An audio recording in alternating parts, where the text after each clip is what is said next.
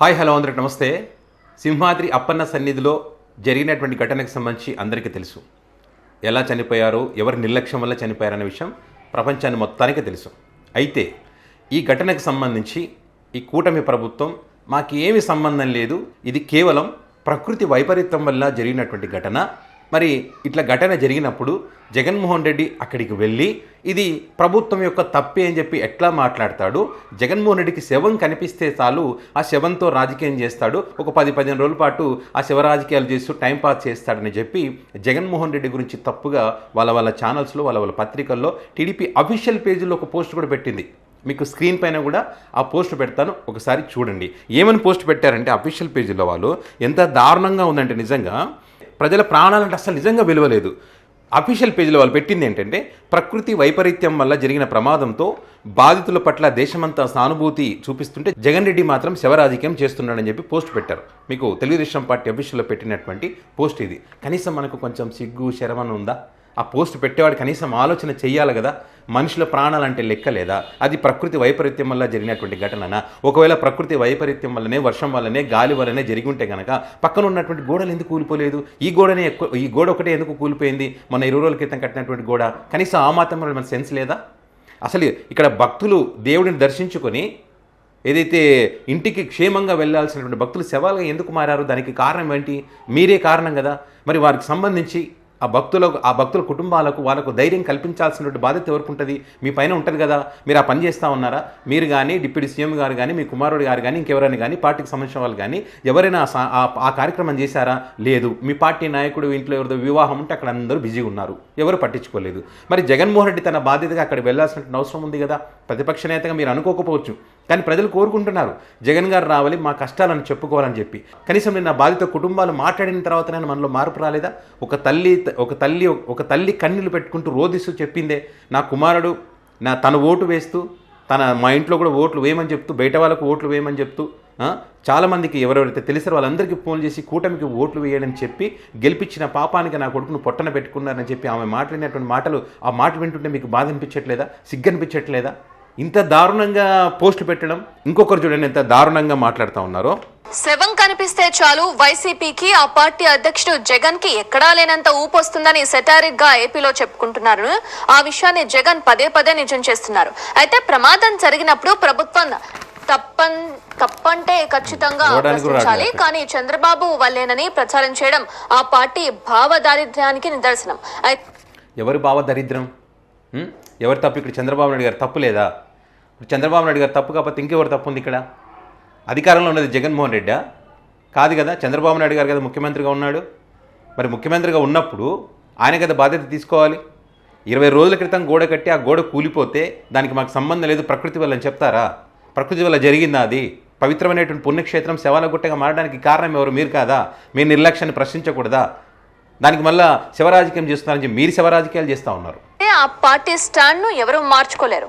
మా శివరాజకీయాల ఫ్యాన్స్ మారుకున్నారని వారు రెచ్చిపోతూనే ఉన్నారు. వీళ్ళ స్టాండ్ ఎవడూ మార్చలేడు.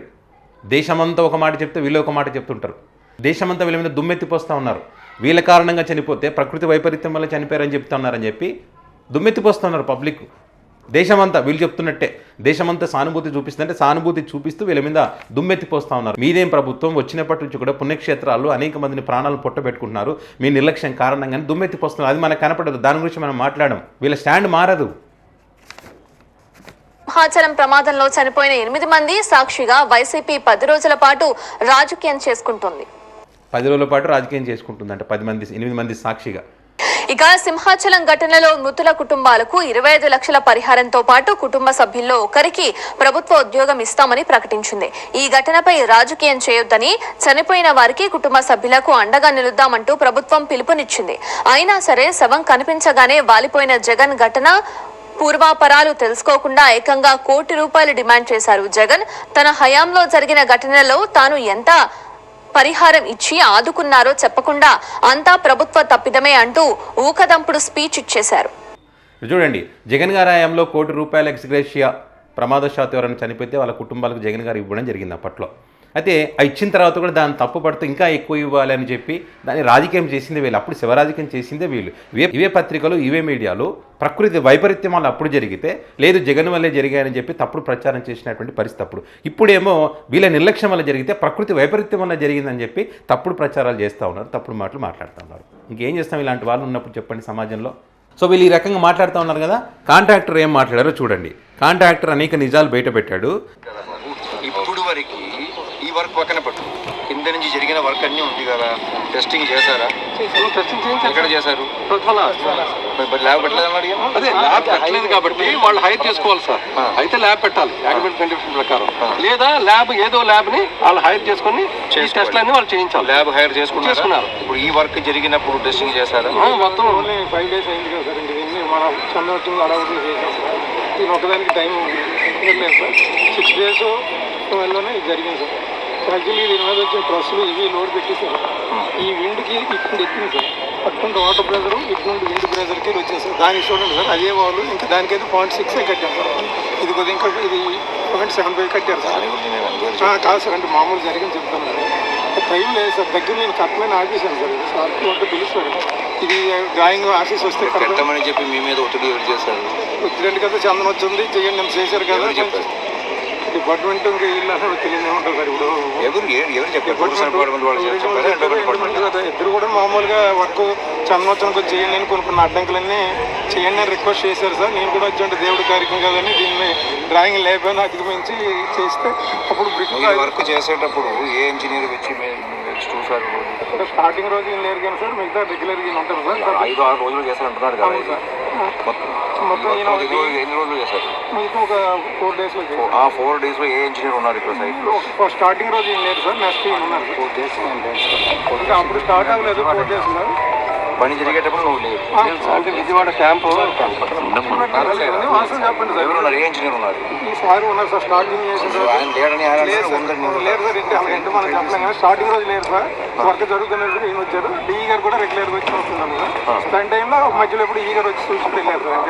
స్టార్టింగ్ రోజు అయితే మటుకు ఇద్దరు లేరు సార్. ఆ వాళ్ళకి ఎడుతుడు ఉన్నారు, నీ వాళ్ళకి ఎడుతుడు. స్టార్టింగ్ రోజు ఇద్దరు లేరు సార్. నెక్స్ట్ రోజుకి వచ్చారు సార్. పర్యవేక్షణ జరిగింది మామూలుగా రెగ్యులర్గా ఎలాగా జరిగింది అది జరిగింది. ఈ ఒకరోజు చేయండి అని అందరూ కూడా చెప్తే నేను చేయను సార్, ఆర్టీసీ రిటర్న్ వాళ్ళు వస్తుంది కదా అప్పుడే చేద్దాం వేస్ట్ కదా అంటే లేదు టెంపరీ కదా చేయండి చేశారు. ఇది ఏంటంటే సార్, ఈ వర్షం ఒకటి ఇది ఒకటి లేకపోతే అయ్యి ఉండేది సార్. సో ఇది కాంట్రాక్టర్ లక్ష్మణరావు మాట్లాడినటువంటి మాటలు. ఇప్పుడు ఈ కూటమి 72 గంటల్లో నివేదిక ఇవ్వాలని చెప్పి ఒక త్రిసభ్య కమిటీని వేయడం జరిగింది. ఈ త్రిసభ్య కమిటీ ఒక విచారణ మొదలుపెట్టింది. అక్కడ ఉన్నటువంటి అధికారులను కానీ ఆలయ ఈఓని కానీ డిఈని కానీ వీళ్ళందరినీ కాంట్రాక్టర్ని కానీ ఏం జరిగింది దానికి సంబంధించి అడిగేటువంటి ఒక ప్రయత్నం చేసే ఉంది. అక్కడ ఏమంటున్నారంటే కాంట్రాక్టర్ లక్ష్మణరావు అక్కడ ఆయన చెప్పే మాటలు ఒకటి, అదేవిధంగా ఇక్కడ అధికారులు చెప్పేటువంటి మాటలు ఒకటి. ఇది హడావిడిగా కట్టడం జరిగింది. నేను ముందే చెప్పాను ఇలాంటి గోడలు కట్టకూడదని చెప్తే వీళ్ళు వినలేదు. చందనోత్సవం ఉంది కాబట్టి ఇది టెంపరవరీ గోడనే కాబట్టి కట్టండి అని నాకు చెప్పడం చేత నేను కట్టడం జరిగింది బలవంతంగా అని చెప్తా ఉన్నారు. మళ్ళీ ఆ చెప్పినటువంటి అధికారులు ఎవరు అని అంటే ఇక దేవుడి కార్యక్రమంగా సార్ చేయాల్సి వచ్చిందని చెప్తున్నాడు. ఆ అధికారుల పేర్లు మాత్రం ఇలా చెప్పట్లేదు. అంటే అధికారులను తప్పించేటువంటి ప్రయత్నం చేస్తూ ఉన్నారు అనేది ఇక్కడ చాలా క్లియర్గా అర్థమవుతా ఉంది. ఇక్కడ ఒకరిద్దరి తప్పు అయితే కాదు, అందరి తప్పు ఇక్కడ ఉంటుంది. ఎందుకంటే ఇక్కడ ఇలాంటి దేవాలయాల్లో ఒక చిన్న తడక కట్టాలంటే కూడా పర్మిషన్స్ ఉంటాయి. ఎండోమెంట్ కానీ ఈ వీళ్ళందరూ కమిటీ కూర్చొని మాట్లాడుకొని ఆలోచించి ఒక తడక కట్టాలన్నా ఖచ్చితంగా వీటన్నిటికి సంబంధించిన పర్మిషన్స్ ఉండాలి. అంటే పైన తెలిసి అందరికీ తెలిసే ఈ గోడ నిర్మాణం జరిగింది. కాలమ్స్ లేకుండా ఏం లేకుండా దాన్ని పరిశీలన చేయకుండా నిర్మాణం జరిగిందనే విషయం ఇక్కడ చాలా క్లియర్గా అర్థమవుతుంది కదా.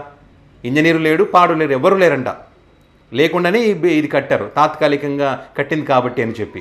6 రోజుల టైంలో కట్టాలంటే మేమైనా ఏం చేస్తామని చెప్తా ఉన్నారు. మళ్ళీ కమిటీ సభ్యులు కూడా అడుగుతా ఉన్నారు, పోనీ కట్టిన తర్వాత మరి ఎవరెవరు ఉన్నారని చెప్తే మొదటి రోజు ఉన్నారు, కట్టిన 2వ రోజు ఉన్నారంట. అక్కడికి డిఏ కానీ కలెక్టర్ కానీ అధిక ఈఓ కానీ 2వ రోజు వచ్చిపోయినారని చెప్తా ఉన్నారు. ఆ తర్వాత మళ్ళీ ఎవరు కూడా ఎట్లా కట్టినారు ఏందని దానికి సంబంధించి కూడా ఎవరు కూడా దాన్ని పరిశీలన చేయలేదు. కాలమ్స్ లేవు, కాంక్రీట్ లేదు, ఏమీ లేదు. కింద బేస్ మట్టం కానీ బేస్ కానీ అది కానీ వేయకుండానే కట్టారు.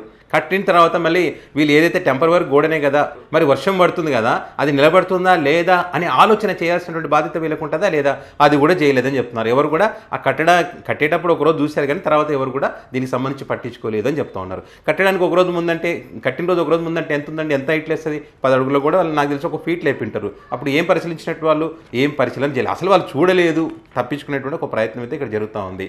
ఇక్కడ క్లియర్ క్లియర్గా కాంట్రాక్టర్తో ఒకటే మాట చెప్తా ఉన్నాడు, ఇక్కడ ఇంజనీర్ లేడు, ఎవరూ లేరు, ప్లానింగ్ లేదు, పాడు లేదు, ఇది తాత్కాలికంగా కట్టినటువంటి గోడ అని వీళ్ళు క్లియర్గా చెప్తా ఉన్నారు. తాత్కాలికంగా కట్టారు కాబట్టి ఆ గాలికి ఆ వానకు అక్కడ నీళ్లు పోయేటువంటి పరిస్థితి లేదని కూడా లక్ష్మణరావు చెప్తా ఉన్నాడు.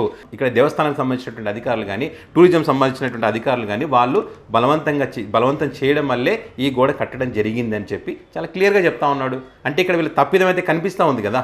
ఇప్పుడు 3 సభ్య కమిటీ వేశారు, ఇంతకు ముందే 5 సభ్యులతో కూడినటువంటి కమిటీ కూడా ఉంది. ఈ ఘటన జరగకముందు మంత్రులంతా కలిసి అక్కడికి వెళ్ళి చరిత్రలో ఎప్పుడు లేని విధంగా మేము ఇక్కడ పరిశీలించాం, ప్రతిది కూడా క్షుణ్ణంగా పరిశీలించామని చెప్పి హోంమంత్రి వంగలపూడి అనిత గారు కూడా చెప్పారు కదా. మరి అప్పుడు ఇదంతా కనపడలేదా? ఈ కాలమ్స్ లేవు, కింద కాంక్రీట్ లేదు, బేస్ లేదు, మరి కాంట్రాక్టర్ లేడు, ఇంజనీర్ లేడు, ఎవరు లేరు, ప్లానింగ్ లేదు అని చెప్పి అప్పుడు వీళ్ళు తెలుసుకోలేదా?